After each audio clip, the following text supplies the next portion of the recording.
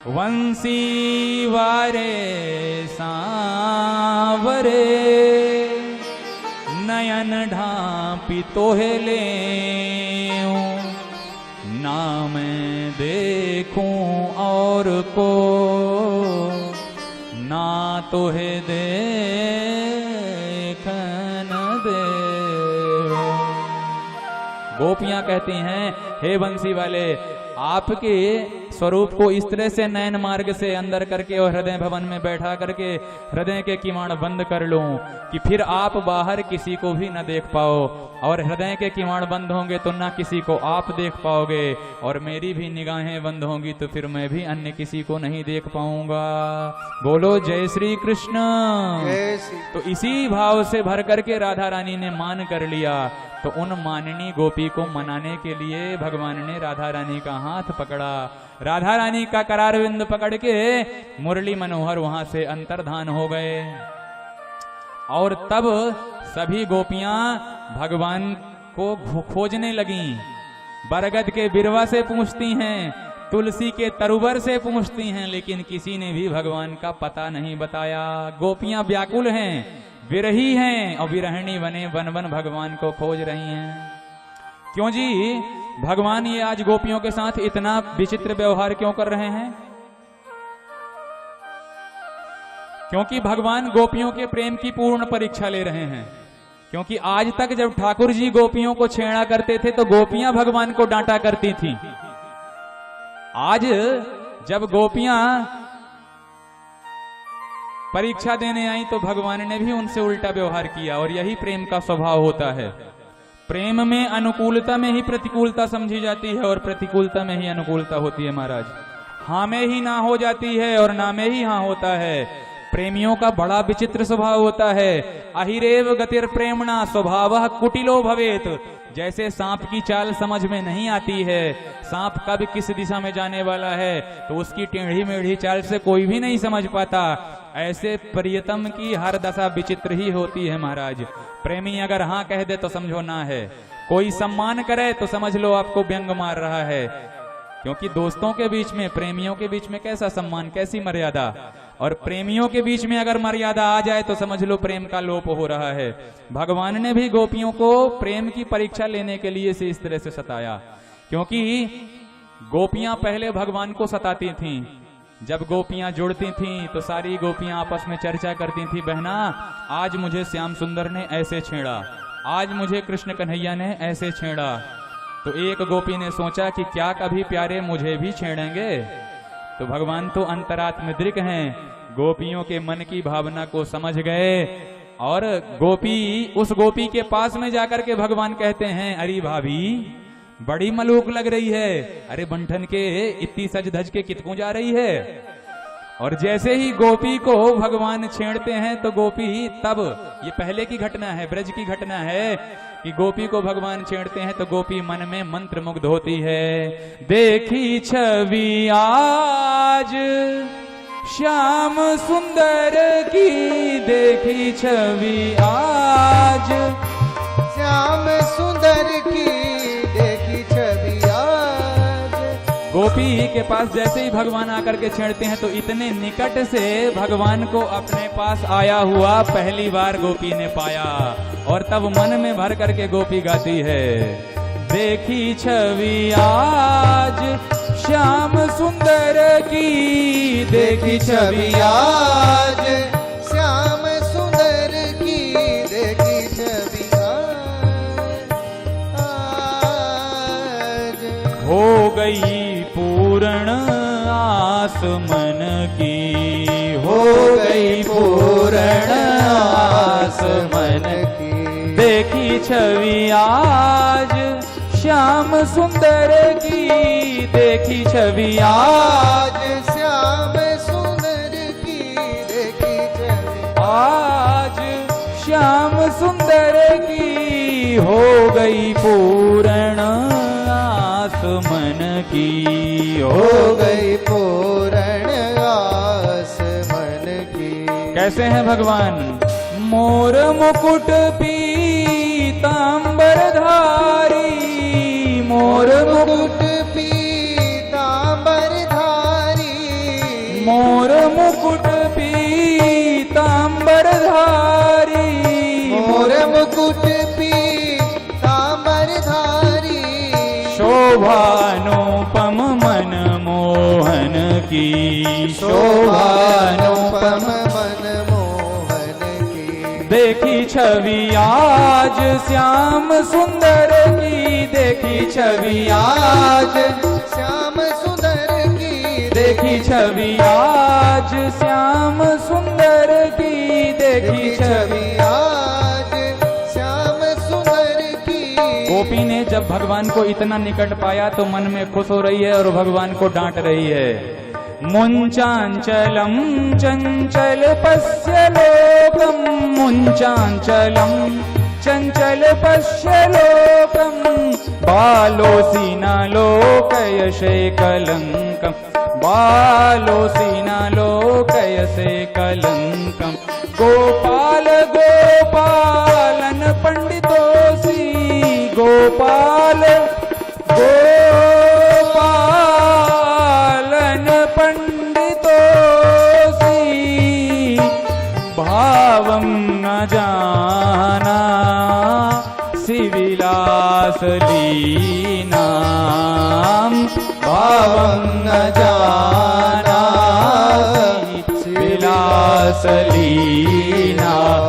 देखी छवि आज श्याम सुंदर की, देखी छवि आज श्याम सुंदर की।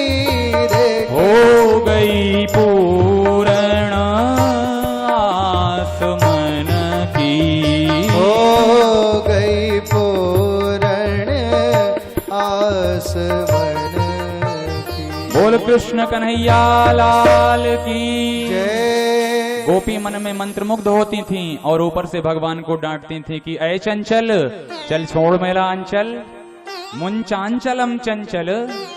और जैसे ही भगवान ने गोपी के मुख से सुना कि छोड़ मेरा अंचल, तो भगवान छोड़ दिए और जाने लगे। तो गोपी कहती है, गोपाल गोपालन पंडितोसी, अये गोपाल तू निरो ग्वारिया ही है, तो ये गैया चरावो आवे और कुछ ना जाने तू। अब भगवान चक्कर में पड़ जाते थे कि इस गोपी ने मुझे कहा कि छेड़ो तो मैंने छेड़ दिया, इसने कहा कि मुझे छोड़ो तो मैंने छोड़ दिया। अब ये कहे मेरे को पागल कह रही है, भाई गोपाल क्यों कह रही है, ये मुझे गंवार क्यों कह रही है। तो प्रेम की जो गति, इसीलिए प्रेम को चरसिया प्रेम कहा जाता है महाराज। चरसिया क्या, चरसिया प्रेम की परिभाषा क्या है। पुराने जमाने में सयाने जानते होंगे कि खेतों में तरसे से पानी दिया जाता था। चमड़े का एक खूब बड़ा पात्र बनाया जाता था जिसको चरसा कहते थे, चरस कहते थे। क्योंकि पुराने समय में ये ट्यूबवेल और बोरों की व्यवस्था नहीं थी, तो चरस से पानी निकाला जाता था, उसे बैलों के माध्यम से खींचा जाता था। तो जब पानी डाल करके, तरसा कहा जाता है, तो जब तरसे को पानी में डालते थे और फिर बैलों से खींचाते थे, बैल खींच करके जब दूर तक जाते थे तो पानी ऊपर आ जाता था और तब किसान उसे धक्का मारता था। और जब दूसरी ओर धक्का मारे तो वो तरसा लहराता हुआ अपनी ओर आता था। किसान बार बार धक्का देता था तो तरसा जोर जोर से लहराने लगता था, और जब अत्यधिक जोर से लहराता था तो किसान खींच करके खेतों में उसे उड़ेल देता था, जिससे बहुत सारा पानी एक साथ खेतों में आ जाता था। तो पहले जिस प्रकार तरसे को अपनी ओर लाने के लिए उस तरफ धोसना पड़ता है, धक्का मारना पड़ता है, उसी प्रकार प्रेम में प्रेमी भी पहले विपरीत स्वभाव करते हैं, क्योंकि जब तक त्याग नहीं दिखाओगे तब तक प्रेम होगा नहीं।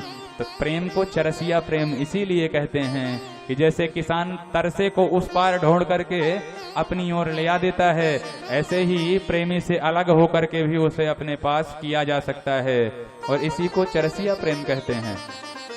भगवान ने भी विचार किया कि गोपियों तुमने मुझे बहुत सता लिया, अब तुम्हारा नंबर है। तो गोपियों के प्रेम की परीक्षा लेने के लिए भगवान अंतर्धान होते हैं। ढूंढते ढूंढते संतों ने भगवान को ढूंढ लिया। कहां पा गए संत जन, देखो दुरोवह कुंज कुटीर में, बैठो पलोटत राधिका पायन, भगवान को पा गए। कहां पा गए जी? कहते हैं कुंज की कुटीर में राधिका जी के पांव को दबाता हुआ पा गया है। वेद पुराण अनेक सुने और ब्रह्म ऋचा सुनी चौगुने चायन। देखो सुन्यो नहीं कबहू किते वह कैसो स्वरूप और कैसो लुभायन। तेरत हेरत हारी थके रस खान बतायो न लोग लुगायन। देखो दूरो वह कुंज कुटीर में बैठो पलोटत राधिका पायन। राधा रानी के पैरों को दबाते हुए संतों ने देख लिया और संतों ने उद्घोषणा कर दी कि ब्रज की महारानी तो राधा रानी ही हैं, श्याम सुंदर तो राधा रानी के भी सेवक हैं, दास हैं, इसलिए हम राधे जू के बल अभिमानी। लेकिन यहाँ वधु शब्द के द्वारा हमने कहा ना कि भागवत में स्पष्ट राधिका नाम नहीं आया, तो जैसे ही भगवान राधा रानी को मनाने का प्रयास करते हैं उसी समय उस निभृत निकुंज में गोपियों का प्रवेश होने लगता है। तो भगवान ने उस निभृत निकुंज से भी पलायन कर दिया राधा रानी को वहीं छोड़ करके, और राधा रानी तुरंत शोक से मूर्छित हो गईं। यह प्रेम में अंतर है गोपियों के प्रेम में और राधा रानी के प्रेम में। गोपियों से भगवान दूर हुए तो गोपियों को ढूंढने की सुध है कि भगवान को खोज लिया जाए, इतनी चेतना बची थी। लेकिन राधा रानी को छोड़ करके जैसे ही भगवान अंतर ध्यान हुए तो राधा रानी के तो चित्त में बिल्कुल अशांति आ गई और राधा रानी मूर्छित हो गई। और तब गोपियों ने कृष्ण नाम संकीर्तन करके राधा रानी को जगाया, और जब राधा रानी जागी तो सभी गोपियों ने प्रेम से भर करके भगवान को बुलाने का प्रयास किया। और इसी सुंदर गीत को श्रीमद् भागवतकार ने गोपिका गीत कहा है, गोपी गीत कहा है, जिस गीत का सायंकालीन समय में पाठ करने वाले को अंतकाल में भगवत प्राप्ति होती है। सभी गोपियां प्रेम से भर करके राधा रानी के साथ बड़े भाव से भगवान को बुला रही हैं। आइए हम भी अपने हृदय भवन से जन्म जन्मांतर से खोए हुए ठाकुर जी को बुलाएं और प्रेम से मिलजुल करके गोपियों के साथ गाएं। बोल राधा रानी की जयति तेधिकम् जन्मना व्रजः श्रयत इंदिरा सस्वदत्र हि दयित दृश्यता दीक्षुताव का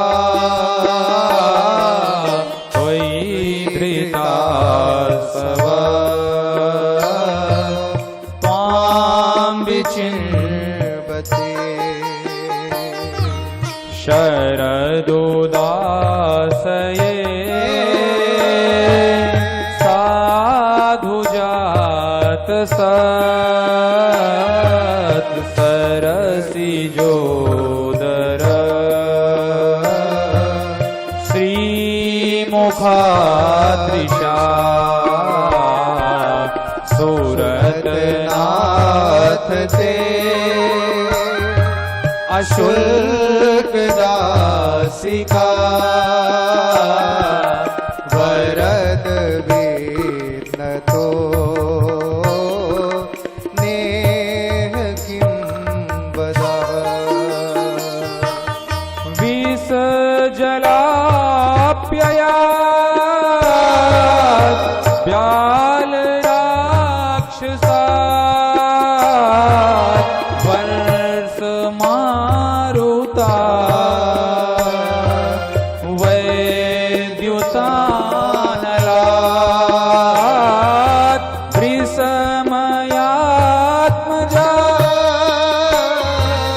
वी तो भया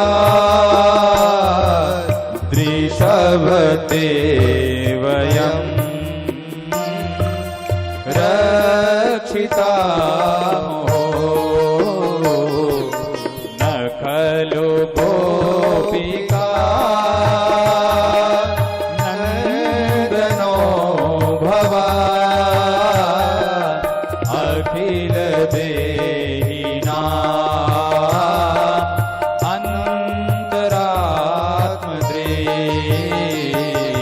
विघन सार्थितो विश्वगुप्तये सखी उदेवा सात्वतां कुले विरचिता भयम् वृष्णिधुल्यते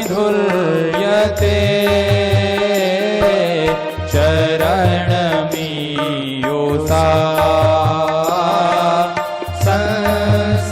संसृतेर्भया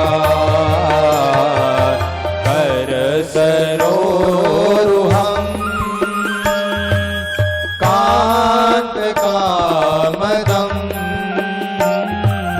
शिरसि देहिना श्रीकराग्रहम् तव कथामृतम् तत्त्वजीवनम् कविभिरीडितम् कल्मषापहम् श्रवणमङ्गलम् श्रीमदाततम् भुवि गृह्णन्ति ते भूरिदा जना जयति तेऽधिकम् जन्मना व्रजः श्रेयसी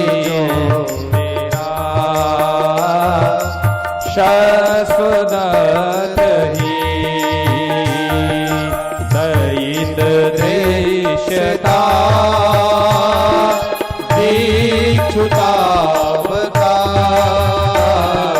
त्वयि हृदासवा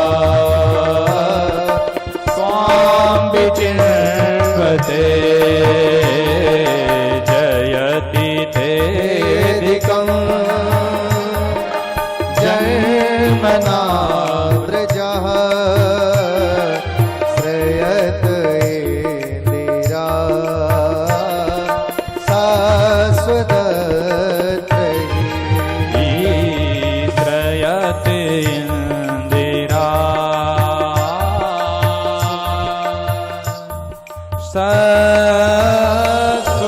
शाश्वतत्रयी।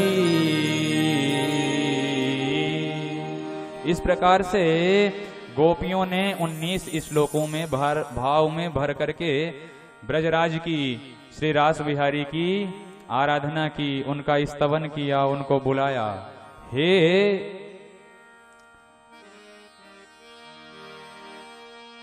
ब्रजराज जयति ते अधिकम ते जन्मना ब्रजः वैकुंठाद अपि अधिकम जयति। हे प्यारे, जब से आप ब्रज में आकर के जन्म लिए हैं तब से ब्रज की महिमा वैकुंठ से भी बढ़ करके हो गई है। दयित दृश्यताम दीक्षुताव का, आपकी दासियां, आपकी ये सेविकाएं जो दर्द सह रही हैं, हे दयित, हे हमारे स्वामी, आकर के हमारी हालत तो देखो। शरद उदासये साधु जात सत सरसिजोदर श्रीमुखादृशा। आपका श्रीमुख कैसे है? जैसे शरद के उदासय में, शरद उदासय माने शरद के मौसम में जलाशयों में उदासय, शरद उदासय, शरद में जिस तरह से जलाशयों में कमल खिला करते हैं, साधु जात सत, तुरंत का खिला हुआ कमल जिस प्रकार से प्यारा लगता है। आपका मुखमंडल भी उसी तरह का प्यारा प्यारा है। साधु जात सत सरसी जोदर श्री मुखादृशा। इसलिए हे सूरतनाथ, सूरत नाथ ते, हे सूरतनाथ, ते अशुल्क दासिका, आपकी बिना मोल की दासियां आपको बुला रही हैं। इसलिए हे यशोदा के नंदन, हम सब पर आकर के कृपा करो। आपकी यह निष्ठुरता देख करके तो लगता है कि आप केवल नंदन हैं, आप यशोदा के लाला नहीं हो सकते। न खलु गोपिका नंदनो, आप गोपिका के लाला नहीं हैं। तो गोपियां मानो कहना चाहती हैं कि आपके तो नाम में ही 3 ना है महाराज, तो आप में प्रेम देने की शक्ति कहां से आए? क्योंकि बनारस में एक सेठ जी रहते थे। धर्म सम्राट श्री स्वामी करपात्री जी महाराज सुनाया करते थे कि बनारस में एक सेठ जी रहते थे। बनारस में कई गलियां हैं, कचौड़ी गली, इमरती गली, रबड़ी गली, दूध गली, इन्हीं के नाम से गलियां हैं महाराज। तो दूध गली में एक सेठ जी रहते थे, उनका नाम था सेठ नंदन प्रसाद गुप्ता। वो नंदन जी, वो नंदन सेठ एक नंबर के कंजूस थे महाराज। उनके हाथ से कभी 1 रुपए नहीं निकलता था।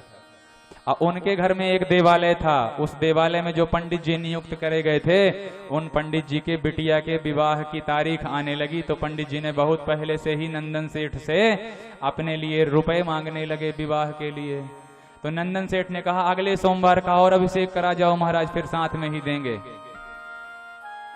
तो पंडित जी ने अगले सोमवार अभिषेक कराया, पुनः आए तो पुनः सेठ जी ने मना कर दिया। ऐसे करते करते महाराज बिटिया के विवाह की तिथि आ गई, लेकिन 1 रुपए नहीं दिया, 1 फूटी कौड़ी नहीं दी। और तब पंडित जी ने सेठ जी से कहा कि पंडित सेठ जी, अब पंडित जी आपके द्वार में नहीं आएंगे। क्यों, क्या हुआ? बोले आपका तो नाम ही है नंदन। और तब नंदन का क्या अर्थ किया? तो श्री स्वामी करपात्री जी महाराज विनोद के साथ बताया करते थे, आदौ नकारः परतो नकारः मध्ये दकारेण हतो नकारः इत्थं नकारः त्रय संयुतस्य तो कादान शक्तिर खलु नंदनस्य। हे सेठ जी, आपके नाम के शुरू में ना है, आपके नाम के अंत में ना है, नंदन। ना से आपका नाम प्रारंभ होता है और ना में ही आपके नाम का अंत होता है। और बीच में जो दकार का एक दान शब्द का एक द लगा हुआ था, उस पर भी चढ़ बैठा एक नकार, उसको भी हथ लिया एक नकार ने। इत्थम नकारः त्रय संयुतस्य तो कादान शक्ति ही खलु नंदनस्य। जब आपके नाम में ही 3 ना है तो आप में देने की शक्ति कहां आए? और वही बात गोपियां कहती हैं, न खलु गोपिका नंदनो भवान। आप यशोदा के नंदन नहीं हो सकते, क्योंकि यशोदा तो सबको यश देती हैं, पर आप लगता है प्रेम देना सीखे ही नहीं। हे प्रभु, अगर आप इसी तरह रहे, निष्ठुर रहे, तो हम मर भी जाएंगी। भगवान ने कहा तो मर जाओ। तो गोपियां कहती हैं मरना भी इतना आसान थोड़ी होता है। अरे हमारे प्राण भी आप ही के पास सुरक्षित हैं प्रभु, जब तक आप नहीं चाहोगे तब तक हम मरेंगे भी नहीं। और एक बात, अमृत पीने वाला कभी नहीं मरता है। तो भगवान ने कहा गोपियों, तुम्हें कहां से मिल गया अमृत? तब गोपियों ने कहा, तब कथामृतम। हे हरि, आपका कथा रूपी अमृत हमने अपने कर्ण रूपी दोनों से पान कर लिया है। अब हमारे हृदय में अमरत्व पहुंच गया है, इसलिए हम मरेंगी भी नहीं। तब कथामृतम तप्त जीवनम। गोपियां कहती, अरे भैया अभी पटाखे न फोड़ें, पटाखे फोड़ने का समय आएगा तो हम बतला देंगे। अभी आप फोड़ेंगे तो कथा में रसाभास हो जाएगा। अभी भगवान की और गोपियों की वार्तालाप हो रही है, तो कृपा करके बीच में डिस्टरबेंस ना उत्पन्न करें। न भैया शांत करें पटाखे वालों को। गोपियों ने कहा प्रभु आपके कथा रूपी अमृत की यह विशेषता है, यह वैशिष्ट्य है कि उसको पान करने वाले के दैहिक, दैविक और भौतिक इन तीनों ही प्रकार के तापों का अपशमन हो जाता है। तब कृत कथामृतम तप्त जीवनम, दैहिक दैविक तापादि संतप्तानाम प्राणिनाम जीवनम तब कथामृतम।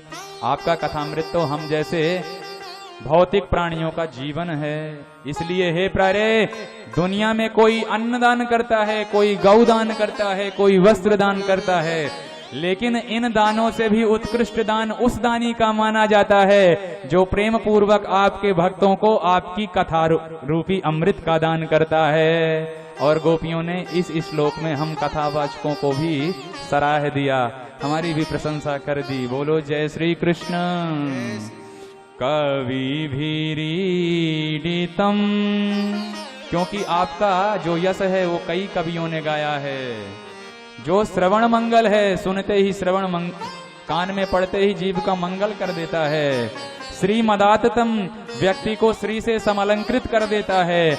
ऐसे आपके कथामृत का दान करने वाला दानी ही दुनिया में सबसे बड़ा है और कोई नहीं। भूवि गृह्णन्ते भूरिदा जना, ये मानवा भूवि गृह्णन्ति तब गुणामृतम वर्णयन्ति ते जना भूरिदा। वे दानी, रा दाने धातु, वे व्यक्ति सबसे उत्कृष्ट दान करते हैं जो आपकी कथा रूपी अमृत का दान करते हैं। और ऐसा कहते हुए गोपियों ने भगवान की याद में अनुराग पूर्वक रोना प्रारंभ कर दिया। यत्ते सुजात चरणाम बुरुहंस्तनेषु भीताशनैः प्रियदधी महिकर्कशेषु तेनाटवी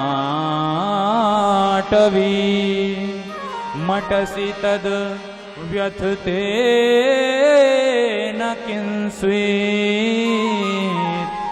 पूर्वादिभिर्भ्रमति धीर भवदायुषाम नः। हे प्यारे, आपके जिन कोमल कोमल चरणारविंदों को हम अपने वक्षस्थल में भी धारण करते हुए डरती हैं कि कहीं हमारे वक्ष की कठोरता आपके कोमल जैसे सुकुमार चरणारविंदों में चुभ न जाए।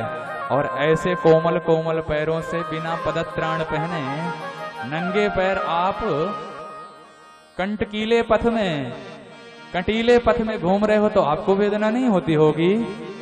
और अगर आपको वेदना हो रही होगी ना प्यारे, तो आपकी उस वेदना को स्मरण करके हमारा कलेजा फट रहा है। इसलिए अब हमें और न तड़पाओ, अपने आप को और कष्ट न पहुंचाओ। इस रात्रि में जंगलों में भटकना बंद कर दो और जल्दी से हमारे सम्मुख प्रकट हो जाओ।